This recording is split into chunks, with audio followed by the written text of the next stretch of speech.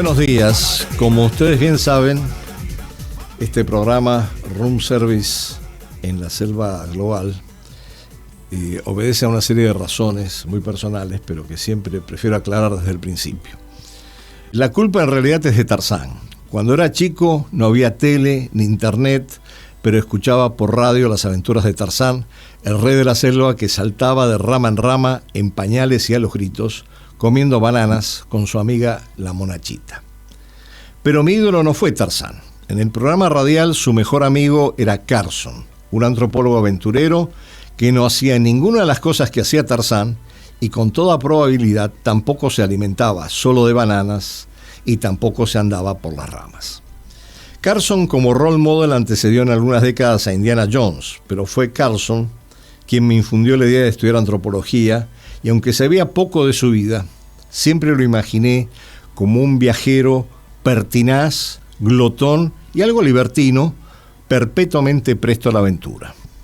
Viví por varios años mi encarnación como antropólogo hasta que una noche, durmiendo en una hamaca colgada en medio de la selva, en medio de la humedad de la jungla, pasto de todos los insectos imaginables y sin haber comido una comida decente en días, todo en aras de conocer y entender otras culturas, tuve una iluminación.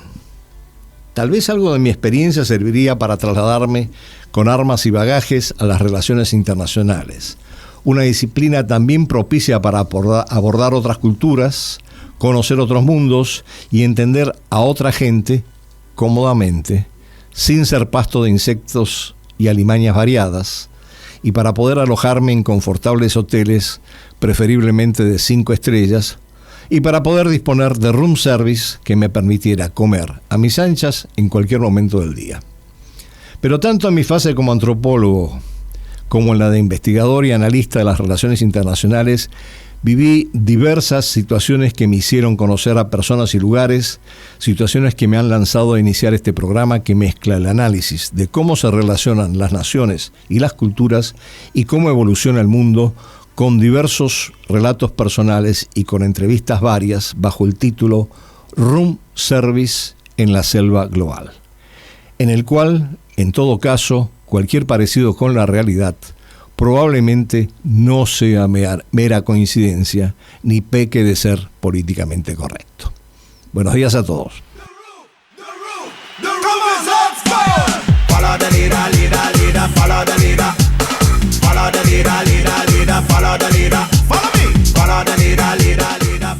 Muy bien. Ahora sí, buenas tardes a todos. Ya pasamos el límite de las 13 horas.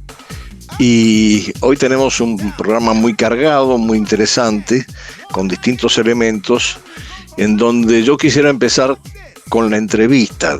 Habíamos pensado este programa en términos de regiones y narrativas, con un foco en los acuerdos en América del Norte y los vínculos que se desarrollan con el Indo-Pacífico, particularmente porque la semana pasada hubo 2 reuniones importantes, una de la Asociación de Naciones del Sudeste Asiático, una cumbre, y la otra del Foro de Cooperación Económica, APEC, en distintos lugares de Asia, y a los cuales además asistieron una serie de mandatarios y de representantes de distintos países. Pero sobre esto vamos a volver más adelante. Yo quisiera empezar hoy, justamente aprovechando la ocasión de este tema, con una entrevista a un apreciado amigo desde hace muchos años, que recién estábamos evaluando, en que en realidad hace más de 10 años que no nos vemos, pero el cariño es el mismo, así que no hay problema.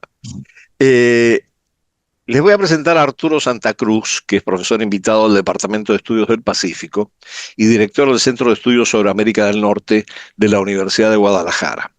Él obtuvo su doctorado en Ciencias Políticas en la Universidad de Cornell y es autor de un sinnúmero de libros. En uno de ellos tuve la oportunidad, uno de los que él editó junto con Tom Legler y Laura Zamudio, tuve oportunidad de contribuir con un capítulo, pero lo he seguido también en otros textos que ha venido publicando, y quizás lo que habría que agregar, que aparte de las numerosas publicaciones que ha hecho en inglés, en español, es también director de la revista México y la Cuenca del Pacífico y miembro del Sistema Nacional de Investigaciones Nivel 3 de México. Arturo, bienvenido, gracias por aceptar hacer esta entrevista, y si quieres vamos directamente al hueso de la cuestión. Gracias, En Andrés. realidad, mi primer preocupación, en torno a la cual va a rondar la pregunta, es eh, que tú planteas en uno de tus trabajos que no hay una región de América del Norte, y sin embargo tenemos algo que se llama el Tratado México, Estados Unidos, Canadá, TEMEC, que aparentemente da el pie para una narrativa que podría justificar una idea de una región como América del Norte. Al respecto, me gustaría que nos explicaras un poco qué es el TEMEC, particularmente porque recientemente, en los últimos meses, ha habido muchas tensiones en torno a los tres socios de este esquema. Sí, claro, con gusto, Andrés. Gracias de nuevo por la invitación. Sí, fíjate que de hecho es un buen punto empezar con el Temec en sí, porque de alguna manera siento yo que contribuye a enfatizar el argumento que mencionabas tú de que se puede decir que América del Norte no es una región. Y esto porque el Temec es el sucesor de otro tratado previo, que era el Tratado de Libre Comercio de América del Norte, el TELECAN, o NAFTA en inglés. Lo significativo aquí, para empezar por el final de alguna manera, es que si te fijas en el nuevo tratado, en el TEMEC, América del Norte no aparece. Se desvaneció, es decir, no hay mención regional, no hay intención siquiera de hacer una referencia al regionalismo, a la región de América del Norte. Simplemente son los tres países, ¿sí? Y esto, diría yo, no es gratuito, ¿sí? El América del Norte, digamos, como región más sintomática, surgió hace unas 3 décadas, precisamente con este Telecán que mencionaba antes, el Tratado Ujú. de Libre Comercio de América del Norte, ¿sí? Que entró en efecto en el 94, y es básicamente a partir de entonces que cuando se habla de América del Norte se piensa en Canadá, Estados Unidos y México, porque para efectos prácticos antes de eso, antes de los 90, todavía hasta inicios de los 90, pero pues, en los 80 definitivamente, cuando se oía o se leía en la prensa de América del Norte, se pensaba en Canadá y Estados Unidos. Y párale de contar. México no entraba, ¿sí? Entonces, de alguna manera, la creación de América del Norte tiene lugar con la entrada en vigor, con la firma, con la intención de negociar ese tratado, que llevaba el término en el nombre, ¿sí? Pero ahora, sin embargo, una región peculiar, ¿sí? Una región peculiar porque normalmente cuando uno piensa en regiones, por lo menos desde el punto de vista de la ciencia política, de la teoría de las relaciones internacionales, que lo que se enfatiza es el ámbito político, pues precisamente uno piensa en regiones que son activas y significativas en términos políticos o en términos identitarios, es decir, de la identidad de los países entre sí que son miembros de esta región, o de los ciudadanos de estos países que tienen algo en común. Y ese no era el caso en realidad en América del Norte, ¿sí? O sea, aun cuando se hablaba de América del Norte como el Telecán, digamos, ¿sí? Lo que sí existía era una región, pero más desde el punto de vista económico. Es decir, para los economistas sí tenía completo sentido hablar de una región a partir de los 90, incluso desde un poco antes, en la década de los 80, se da entre México y su vecino del norte, Estados Unidos, lo que se llama la integración silenciosa. Sí, las dos economías se fueron integrando cada vez más y se podía considerar ya una región. Al final de cuentas se vino a sumar también Canadá, ¿verdad? En el tratado. Pero desde el punto de vista meramente económico, sí tiene sentido, y ha tenido sentido ya por varias décadas hablar de América del Norte como una región. Pero desde el punto de vista más político, digamos, como decía yo, de las relaciones internacionales, de la ciencia política, pues como que dejaba mucho que desear el término, usar el término de región para la asociación de estos tres países. Cosa que, como te digo, de alguna manera se confirmó cuando hace unos pocos años, precisamente, el Tratado de Libre Comercio de América del Norte es reemplazado por lo que ahora se llama el Tratado México, Estados Unidos, Canadá, el TEMEC. Bueno, ahora, tú lo planteas básicamente como, desde luego, un esquema de carácter económico, pero lo que hemos visto últimamente es que ha sido atravesado permanentemente por tensiones políticas que ponen en cuestión el mismo TEMEC. El TEMEC tiene que renovarse, si no me equivoco, el año que viene, ¿verdad? Cuando se planteó originalmente, sí, que fue precisamente toda esta Sí, cuestión de la sustitución del sí. Telecán por el TEMEC, tuvo que ver con el primer mandato de Trump, sí, que Trump Ajá, decía que el ajá. Telecán era el peor acuerdo en la historia que jamás Estados Unidos había firmado y lo quería desaparecer prácticamente, sí. Al final de cuentas se reemplazó por otro tratado que es el TEMEC y se estableció que el año que viene, el año próximo, se iba a revisar, no a renegociar, a Ah, revisar, ¿sí? Entonces, es en lo que estamos y si quieres más adelante podemos platicar más al respecto ok. de este proceso que estamos iniciando. Bueno, con esa, digamos, con ese cronograma en vista, lo que estamos viendo en este momento es una creciente tensión, dadas las políticas particularmente arancelarias de Trump, tanto con Canadá, que por momentos ha tenido una posición, yo diría, bastante reticente, y cuestionó los planteamientos de aranceles que se le imponía desde Estados Unidos, como por parte de México. Entonces, aquí pareciera que dentro de lo que es la guerra arancelaria que desató Trump a nivel global, esto también se ha concentrado en el TEMEC. ¿Me equivoco o esta es una interpretación adecuada? No, Muchos estás en se lo ha correcto. Estás en lo correcto. con las secuelas políticas del caso. Y ahora viene la gran pregunta. Bueno, el primer ministro de Canadá dice, después de todo lo que ha sucedido últimamente a raíz de un video de Ronald Reagan que habían proyectado, y que no le gustó a Trump, dice que en realidad Canadá tiene que diversificar sus relaciones al máximo, sin romper obviamente con el TEMEC, y México, que tiene una agenda, yo diría, mucho más compleja en la relación bilateral con Estados Unidos, está tratando de navegar estas aguas de la mejor manera. ¿Nos puedes explicar un poquito cómo es esto? Sí, claro que sí, con mucho gusto. Y vamos a empezar por lo que de alguna manera tienen en común Canadá y México con el vecino en común, que es Estados Unidos, ¿sí?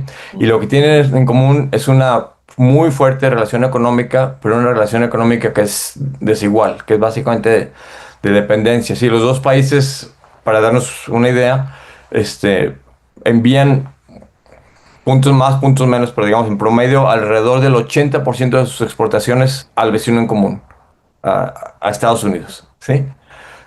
México arriba, a Canadá es menos que México, pero México anda por los 84 puntos por ahí. Varía un poco, ¿sí? Entonces, esa dependencia en un único mercado casi de exportación, pues Ujú. da una idea de las similitudes entre los dos países, ¿sí? Ahora, esto no es novedad para ninguno de los dos países y no se debe al TEMEC y no se debe al Telecán, ni se debe ni siquiera al proceso de integración silenciosa que mencionaba yo en el caso de México y Estados Unidos de los 80s, sino que es algo básicamente estructural, ¿sí? O sea, la economía mexicana, por ejemplo, tienen por lo menos 100 años con un porcentaje similar de dependencia del mercado estadounidense como mercado de exportación, ¿sí? Entonces, de ahí que en términos estrictamente económicos, los dos países enfrentamos una situación sumamente difícil para lidiar con este criminal confeso que está en la Casa Blanca, criminal convicto, más que confeso, ¿no? Criminal convicto, que es Donald Trump. Digo, no es un juicio de valor, ¿verdad? No, Legalmente no, yo estoy de acuerdo contigo. Más que confeso es convicto, porque es que es convicto, sí, es lo que dije, por sí, eso corregí. sí, Criminal convicto porque fue encontrado culpable de sí, 34 cargos, ¿sí? sí. Por el sistema legal, pero también es presidente de Estados Unidos, este señor, entonces para los dos países, Canadá y México, como te decía, en términos económicos es muy difícil lidiar con esto porque simplemente no porque se nos ocurra diversificar los mercados, lo vamos a poder hacer, sí, o sea, la geografía aquí cuenta y cuenta mucho, sí, entonces eso está muy difícil, pero México la tiene todavía mucho más difícil por otra serie de cuestiones que escapan al ámbito meramente comercial, como la cuestión migratoria, por ejemplo, o como la cuestión del trasiego de drogas, ¿sí? Aunque el individuo que ocupa ahora la Casa Blanca también en las cuestiones de drogas está agarrando por parejo y a los dos países, y a pesar de Canadá a Estados Unidos llega aproximadamente el 1% del fentanilo, a los dos países por igual les puso tarifas para, Ajá. para castigarlos por el trasiego del fentanilo, ¿sí? Pero bueno, aparte de esa cuestión, en la práctica, pues la realidad es que el problema del trasiego de estupefacientes de México a Estados Unidos es real y es un problemón que lo vemos de todos los días, y no solo en la frontera, sino aquí en nuestro propio país. Y además de eso está la cuestión, como ya mencionaba, de la migración, que es no solamente ya migración mexicana, sino transmigración, ¿sí? De muchos centroamericanos, sudamericanos, inclusive gente de Asia y de África que solía venir a México para después entrar a Estados Unidos. Entonces esto también es un tema que ha estado muy presente en la agenda bilateral de manera muy conflictiva. Sí, mira, en relación con esto, bueno, sabemos que es en todo caso, el vínculo y las relaciones entre México y Estados Unidos, quizás a mi manera de ver, tienen mayor complejidad por la multidimensionalidad que en el caso de Canadá con Estados Unidos. Sí. Pero yo creo que antes de que sigamos con la parte más económico-comercial, hay también una gran pregunta con respecto a cómo se ha ido posicionando México, más allá de las tensiones en el marco de esta presidencia de Trump, cómo se ha ido posicionando con respecto a América Latina, porque pese a estar en el TEMEC, pese a a que Estados Unidos es su principal socio comercial, cada vez más pareciera que en los últimos años y en los últimos dos gobiernos ha habido una apertura mayor o una búsqueda de un vínculo mayor con América Latina. Caso de la CELAC, por ejemplo, y el papel de México en la CELAC. ¿Cómo lo ves tú? Sí, bueno, aquí digamos que ha habido un quiebre este, real en los últimos años, en los últimos 7 años en México. Es decir, desde el periodo presidencial anterior, el de Andrés Manuel López Obrador, que ha continuado en este último año con su sucesora, la doctora Claudia Sheinbaum, en el sentido de tomar otro enfoque, yo no diría hacia América Latina, sino sobre todo hacia ciertos países de América Latina, ¿sí? Y aquí la verdad ha sido un cambio desde mi punto de vista para peor, ¿sí? Es decir, nos hemos acercado más de manera notoria durante los últimos 7 años, ¿sí? A regímenes dictatoriales en América Latina, ¿sí? O sea, México ha estado defendiendo un día sí y otro también, y acercándose a regímenes como el de Nicolás Maduro, ¿sí? O el de Ortega en Nicaragua, o el todavía castrista en Cuba, ¿sí? Y básicamente es el tipo de asociaciones con América Latina que se han enfatizado, no exclusivamente, ¿sí? Pero esas en particular para mí sí tiñen y dañan el tipo de liderazgo que México podría ejercer, porque la verdad yo creo que es legítimo hablar de aspiraciones de liderazgo por parte de México en el subcontinente, en América Latina, pero al asociarse con estos tres países, pues es altamente cuestionable, y además esto le ha venido a crear más problemas en su relación con Estados Unidos, ¿sí? Mm. Digo, no que sea lo principal con lo que se tenga que preocupar México en ese aspecto, pero ciertamente no ha contribuido. Sí, bueno, aparentemente, desde el punto de vista histórico, cada vez que se agravaban los vínculos con Estados Unidos, México tendía a mirar hacia el sur y hacia América Latina y a tratar de establecer mejores vínculos con América Latina. Pero esto es parte Ujú. de lo que ha sido una dinámica en la política exterior de México. Ahora, volviendo al tema comercial, sí, Estados Unidos es el primer socio de México, sin la menor duda, pero el segundo socio de México es China. Claro. Y esto yo me imagino que debe generar por lo menos ciertas tensiones, tanto en la relación con Estados Unidos como también en la proyección de México hacia, más allá de América Latina y de las Américas, hacia el Asia-Pacífico. Esto último lo podemos ver un poquito con más detalle más adelante. Sí, sí, Pero sí. Sí, es que lo segundo que mencionabas, es decir, que el hecho de que China sea el segundo socio comercial de México, pues en buena medida es consecuencia de lo primero que mencionabas, de que Estados Unidos es el primer socio comercial de México, porque la relación económica con China se ha fortalecido a raíz de la creciente integración económica de nuestro país con Estados Unidos, porque China ha estado utilizando México a veces de manera legal, eso es, y válida completamente, pero a veces también hay que decirlo de manera ilegal y tramposa para enviar mercancías hacia Estados Unidos. Y entonces, en buena medida, el fortalecimiento de la relación con China se explica por esa dinámica, ¿sí? De la existencia de un acuerdo comercial con Estados Unidos y también con Canadá por parte de México. Bueno, ahora, eso de todas maneras, creo que aparte de los matices que estabas marcando, lo que implica es que hay también una mirada de México hacia China y consecuentemente hacia el Asia-Pacífico. Y voy a redondearlo con la idea de que, bueno, la reciente reunión de la PEC eh, da lugar a la siguiente, que va a ser, cuya sede va a ser justamente en México en el 2028. Entonces hay como una estrategia también en el marco del Asia-Pacífico por parte de Sí, México. y sí, y eso es una estrategia que no es nueva. De hecho, fue una estrategia básicamente como de contrabalanceo porque coincidió en el tiempo con la integración de México al Telecán que ya hemos mencionado, ¿sí? Ujú. Entonces el presidente Salinas también quiso como no poner todos los huevos En la misma canasta. justamente en la misma canasta y empezamos a jugar un papel importante en este foro de APEC, de Asia Pacífico, ¿sí? Ahora, entonces fue cuando pues, se formalizó más la relación con este grupo de países en buena medida asiáticos, pero si lo vemos en términos reales, la dependencia con Estados Unidos y la relación con Estados Unidos Bueno, no ha bueno, disminuido, ¿sí? Ahí claro, sí. claro. Ahora, Bueno, tampoco es que México haya mirado muy de cerca a la región de Asia-Pacífico en los últimos años, particularmente en los últimos 7, otra vez que ya mencionábamos. Para el presidente anterior, como él decía, la mejor política exterior es la política interior. Y fue un presidente que rara vez, en contadas ocasiones, con los dedos de la mano, se pueden contar las visitas al extranjero que hizo, ¿sí? Él no asistía a las reuniones de APEC, por ejemplo.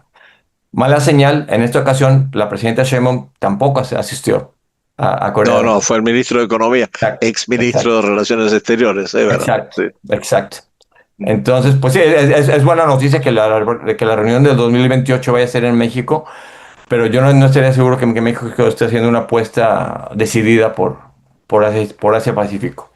Bueno, por lo menos la información que uno dispone en la reunión de la PEC, el ministro de Economía de México sí mantuvo reuniones bilaterales con Sí, una cantidad de interlocutores importantes, empezando por Xi Jinping.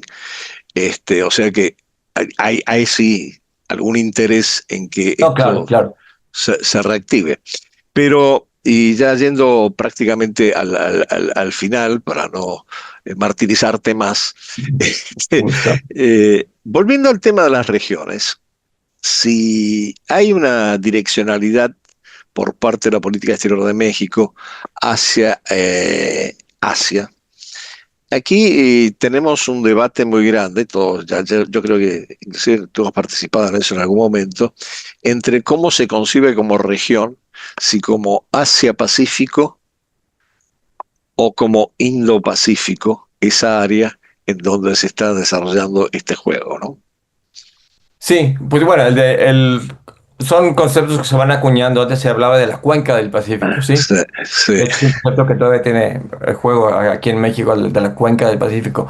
El del Indo-Pacífico está más teñido, diría yo, por cuestiones geopolíticas, ¿sí?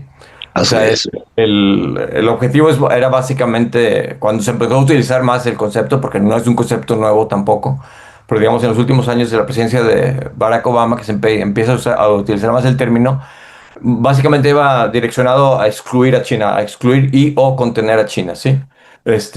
Que era un planteamiento diferente al anterior el de Asia-Pacífico, ¿sí? Por ejemplo, APEC, Sí, ¿sí? En sí, donde incluían las economías, que no los estados, ¿verdad? Porque ahí está sí. Taiwán también, ¿sí? Era más una idea de más apertura, ¿sí? otra vez, en términos fundamentalmente económicos, porque difícilmente se puede hablar de un sentido de pertenencia por parte de los habitantes de estos países tan diversos a una sola región. Que es algo que pasa en México también, para volver a lo que comentábamos al inicio, ¿sí? De que según las encuestas de opinión, a raíz desde la entrada en vigor del antes Telecán, ¿sí? El porcentaje de mexicanos que se identificaban a sí mismos como pertenecientes a América del Norte era bajísimo, ¿sí? Del 5-7%. Pero cuando se les preguntaba si se identificaban como latinoamericanos o con América Latina, ahí sí era muchísimo más alto, ¿sí? Entonces el sentido de pertenencia y de regionalidad en ese sentido era hacia América Latina, ¿sí? No hacia América del Norte. Sí. Bueno, y en relación con esto te tiro la última pregunta.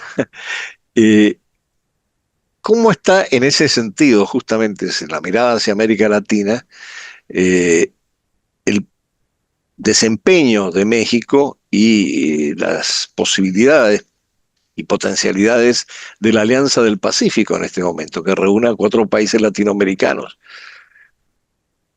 Sí, pues como hemos visto por los conflictos Alianza del Pacífico, no es un proyecto que en estos momentos pinte muy bien, ¿sí? Sobre todo por las diferentes perspectivas políticas y económicas de algunos de sus países miembros, ¿sí? Y la verdad no es un mecanismo que tenga, en mi opinión, en este momento, mucho futuro. Digo, yo sí le veo más futuro que a CELAC, por ejemplo, sí, que es básicamente una entelequia, ¿no? Sí, pero en términos de la reafirmación de lazos políticos y económicos entre los países miembros de la alianza, no veo que haya mucho futuro, por lo menos en el corto y mediano plazo. Bueno, Arturo, mil gracias por presentarnos este panorama. Creo que sí, para la audiencia ha quedado bastante claro toda esta dinámica, tanto en América del Norte como su proyección hacia el Asia-Pacífico, que es un término que en general se prefiere, a menos que se le quiera dar una connotación geopolítica, geoestratégica, como estaba señalando. Así que te agradezco de corazón, realmente espero que no pasen otros 10 años antes que nos veamos, tengamos una oportunidad próximamente, y te mando un abrazo y espero que en algún momento también podamos tocar algunos otros temas en este programa. Un gusto. Muchísimas gracias. Un gusto, un abrazo. Un abrazo. Ay. Música, política, deportes, espectáculos, porque todo es cultura y porque somos radio. Radio Cultura. Una joven estudiante de música sufre un accidente del cual milagrosamente sale ilesa. Es recibida por una extraña familia que le da apoyo y consuelo. Sin embargo, descubre que algo no funciona bien. ¿Quiénes son? ¿Qué secretos oscuros esconden? Dijo Variety, se distingue por sus característicos placeres de textura y tono. Dijo The Hollywood Reporter, Paula Beer nunca deja de ser fascinante. Zeta Films presenta en la Argentina la última creación del genial director de Bárbara, Ave Fénix y Undine. Selección de la quincena de realizadores del Festival de Cannes. Espejos número 3. Del magistral director alemán Christian Petzold. Sensacional estreno, jueves 9 de octubre, solo en cines. CDI Films presenta en la Argentina el nuevo film del director de títulos como La Religiosa, El secuestro de Michel Houellebecq y Valley of Love, del multipremiado realizador francés Guillaume Niclus, una historia sobre el deseo de un hijo y un accidente que cambia el destino. Una película que narra la continuidad de la vida y del amor a través de los vínculos. Basado en la novela de Fanny Chesnel, el extraordinario Fabrice Lucchini protagoniza La Petite, una película que busca la empatía y la emoción directa del espectador. La Petite, la coproducción entre Francia y Bélgica que emocionó a Europa, llega a la Argentina. La Petite, sensacional estreno, jueves 2 de octubre, solo en cines. Sin cultura no hay país. Porque todo es cultura y porque somos radio. Radio Cultura.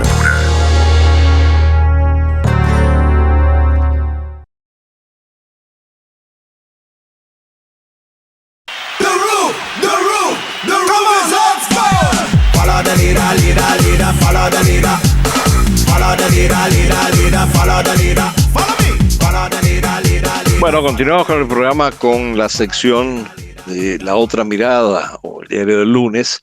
En realidad, como últimamente todas las semanas, ha sido muy agitada, pero voy a tratar de señalar muy puntualmente algunas de los acontecimientos relevantes para lo que es esta transición del sistema internacional.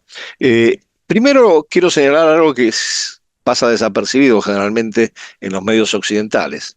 El 28 y el 29 de octubre se desarrolló en Minsk la Conferencia Internacional de Seguridad Euroasiática. Yo creo que pocos medios han reflejado lo que ha pasado en esa reunión, a pesar de que participaron 40 países, 7 organizaciones internacionales, y entre los 40 países estaban no solamente Rusia, sino también Hungría y Corea del Norte, y entre las organizaciones, la Organización del Tratado de Seguridad Colectiva, que es un mecanismo importante desde el punto de vista de la alianza militar, y la Organización de Cooperación de Shanghái, sobre la cual hemos hablado abundantemente aquí. Entonces, el tema central de la conferencia fue el desorden mundial global y el rompecabezas de la seguridad euroasiática, y hay toda una serie de conclusiones, pero que más que nada se vinculan al análisis de las relaciones internacionales desde la perspectiva euroasiática, al fortalecimiento del diálogo entre Oriente y Occidente y a cuestiones de estabilidad estratégica. Lo destaco porque esto sí es algo que pasa un poco bajo cuerda en los medios. Ahora, aparte de eso, ¿qué cosas importantes han pasado la semana pasada? Bueno, quizás hay dos particularmente relevantes. La primera son las sanciones que se han impuesto a Rusia. En el caso de la Unión Europea, el paquete 19 de sanciones, y en el caso de Estados Unidos, como reacción por parte del presidente Trump a que no avanza el proceso de paz entre Rusia y Ucrania, la aplicación de una serie de sanciones que afectan principalmente a dos grandes compañías petroleras, a Lukoil y Rosneft, junto con otras sanciones menores.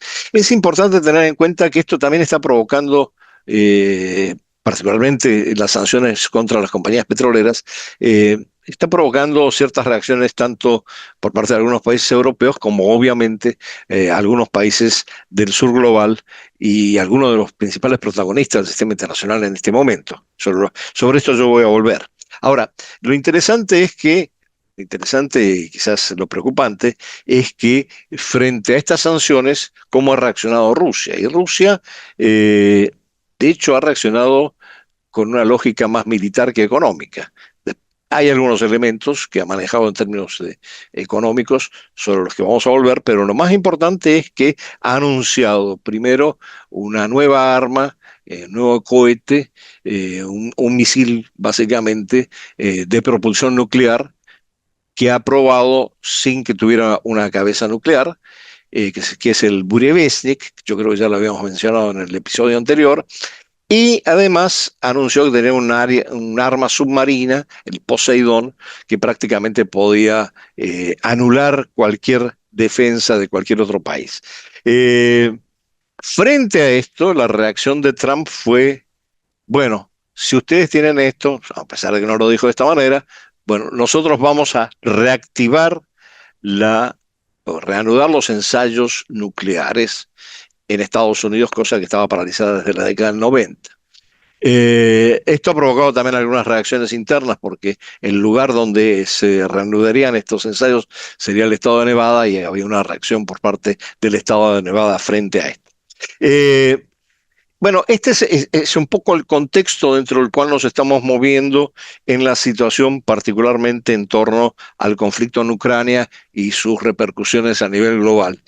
Pero en el plano concreto del frente en Ucrania, lo que está todavía bajo signo de interrogación, porque hay narrativas distintas al respecto, es la toma de Pokrovsk, una ciudad desde el punto de vista estratégico muy importante en Ucrania, en donde Rusia dice que la tiene prácticamente cercada con sus fuerzas y Ucrania dice que todavía hay una capacidad de resistir e impedir el avance ruso. Bueno, esto sucintamente con respecto al campo de las sanciones. Ahora, el otro hecho muy importante, desde luego, es que al desarrollarse la gira asiática de Trump, Trump aparece en por lo menos 3 países fundamentales. Aparece en Malasia, donde reivindica y confirma y se realiza la firma del acuerdo de paz entre Tailandia y Camboya. Trump obviamente siempre se atribuye este tipo de acuerdos de paz, a pesar de que Malasia jugó un papel determinante. Y esto se dio en el marco de la cumbre de la Asociación de de Naciones del Sudeste Asiático, la ASEAN, que agrupa a 10 países. Trump estuvo ahí y de ahí voló a Japón, tuvo 2 días de visita oficial en Japón y de ahí voló a Corea del Sur para la reunión de la cumbre de la PEC, de la que recién hablamos en la entrevista, es decir, el foro del Asia-Pacífico de cooperación económica.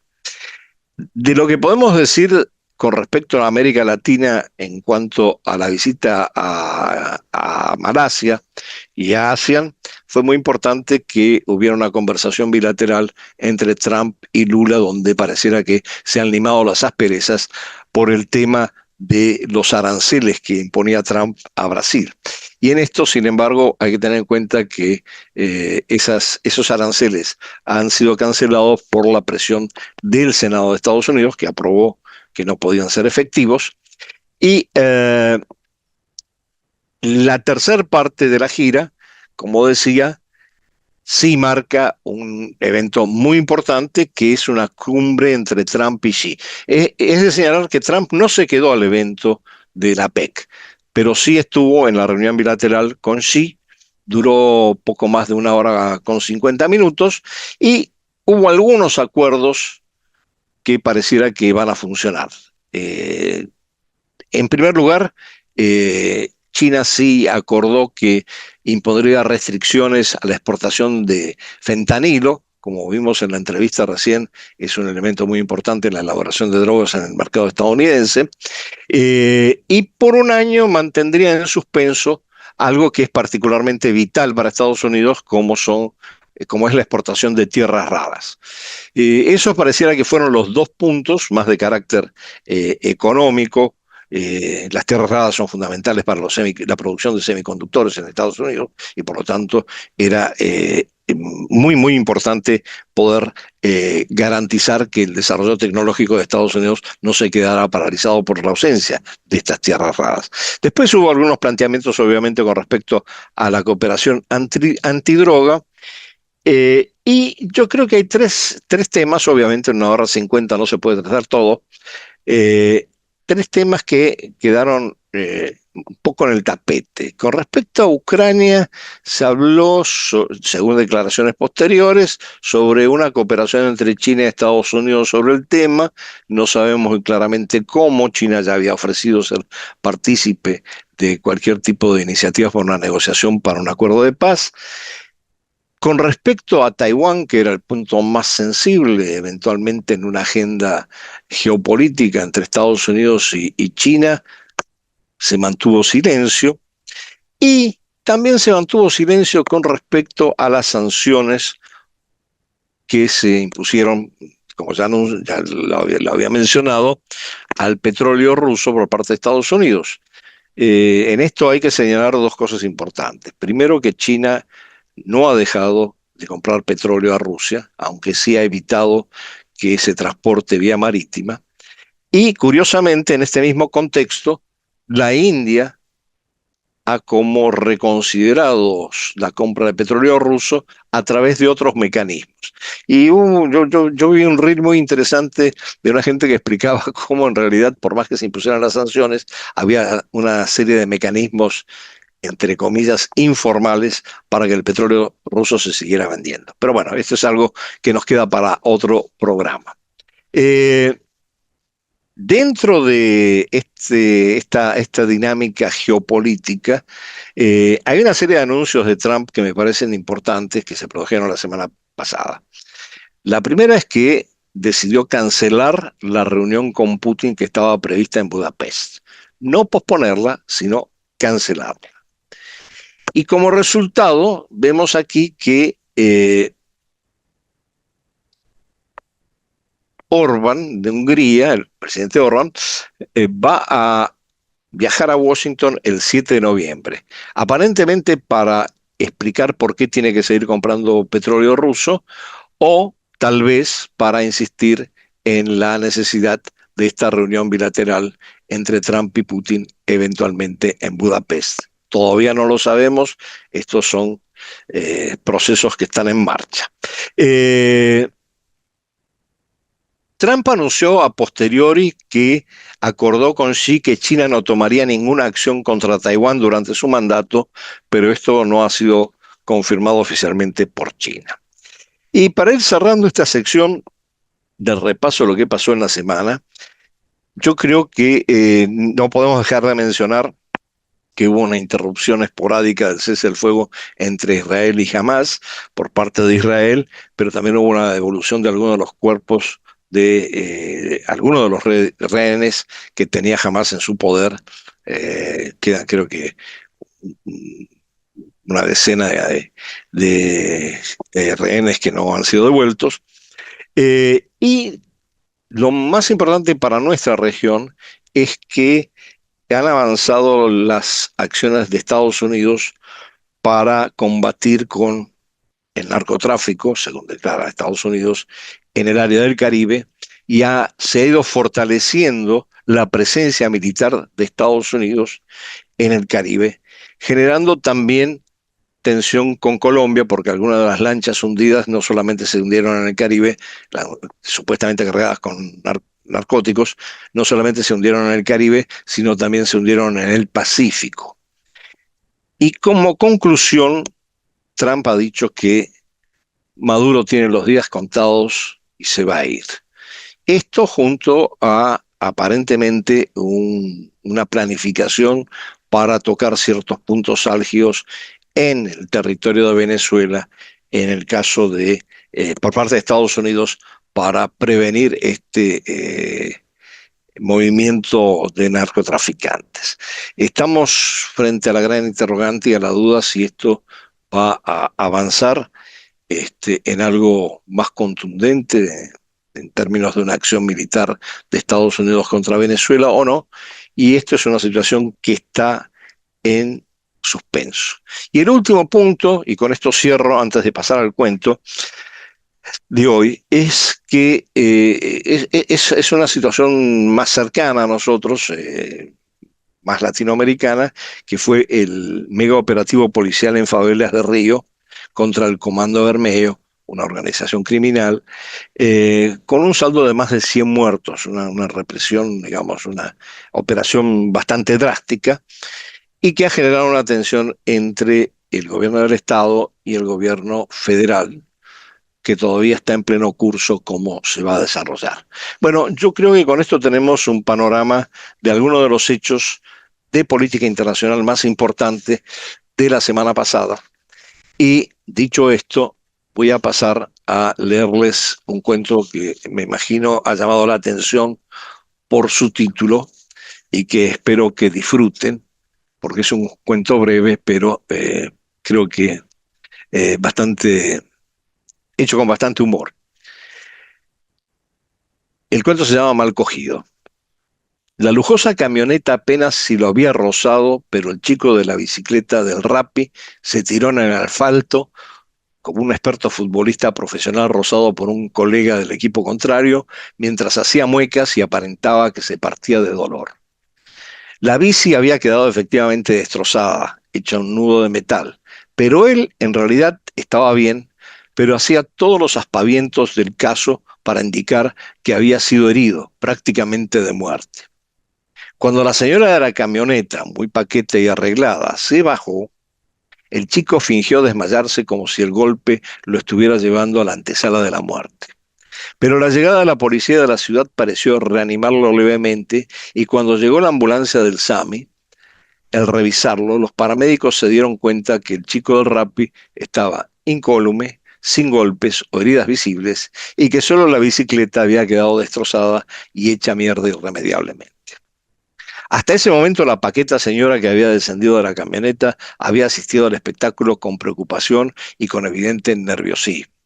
Pero el diagnóstico de los paramédicos la enfureció y la exaltó. Era evidente que toda la pantomima era para extorsionarla y para sacarle plata. Y allí fue que estalló y le espetó al pibe del Rappi sin mediar otra palabra. ¡Hijo de puta mal cogido! No quedaba claro cuál era la relación entre el hecho de querer extorsionarla, lo que justificaría la puteada, con la calidad del sexo que pudiera haber practicado el chico en algún momento. Aunque su ex abrupto hacía pensar más en alguna situación personal de la señora. En todo caso, el ataque verbal se detuvo en él. Mal cogido, la señora se dio media vuelta sobre sus tacones y se subió a su camioneta exonerada por policías y por paramédicos, y el muchacho se levantó ágilmente del asfalto como si no hubiera pasado nada después del frustrado intento de sacarle plata a la señora. Por lo visto, era consciente que la mala maniobra que llevó al accidente era enteramente responsabilidad suya. Miró compungido lo que quedaba de la bicicleta, no tenía remedio, pero alguien iba a pagar. Todavía no sabía bien quién. La señora, en cambio, subió a su camioneta, se sentó en el asiento del conductor y ajustó el espejo retrovisor para mirarse en él, todavía con un dejo de temblor en su mano. Pero su rímel no se había corrido, las pestañas postizas estaban en su lugar y sin retocar su maquillaje, solo tuvo que acomodar un poco su cabellera para volver a la normalidad. Sonrió y pensó: ningún mal cogido me va a estropear el día, en especial hoy que iba camino de ver a su chongo y que quería lucir impecable. Sonrió nuevamente y arrancó. Bueno, muchísimas gracias por haber escuchado este programa en sus distintas vertientes, y como ustedes bien saben, mezcla de análisis de la política internacional con entrevistas y con distintos relatos, y que espero que hayan disfrutado. Y los espero la próxima semana en otro episodio de Room Service en la Selva Global. Muchísimas gracias y buenas tardes a todos. Follow the leader, leader, leader, follow the leader. Follow me.